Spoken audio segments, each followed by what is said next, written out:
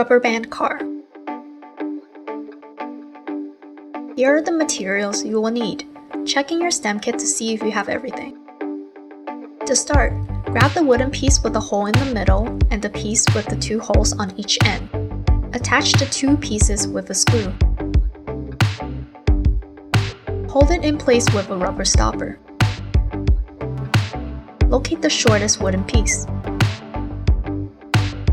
Attach it to the main piece with a screw. Secure it with a rubber stopper. Now let us work on the wheels. Put a nail through the wheel. Feed the nail into the wooden holes at the front. Repeat it for the other wheel. Now for the back wheel. Attach the rod to the wheel and feed it through the end of the car. Secure the rod by attaching the second wheel.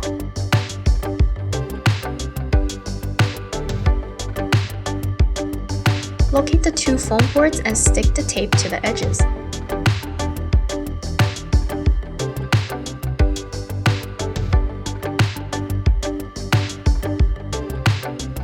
Locate the longest wooden piece and attach it to the blade. Make sure the hooks are aligned.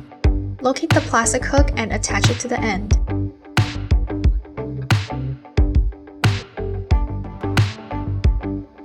Now we can attach the foam boards to our parts.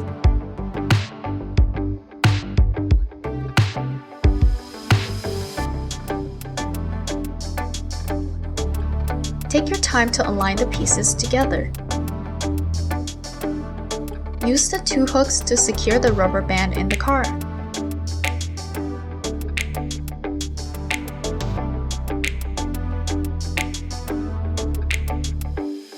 The rubber band is acting as the car's engines. To see your car move, rotate the blades.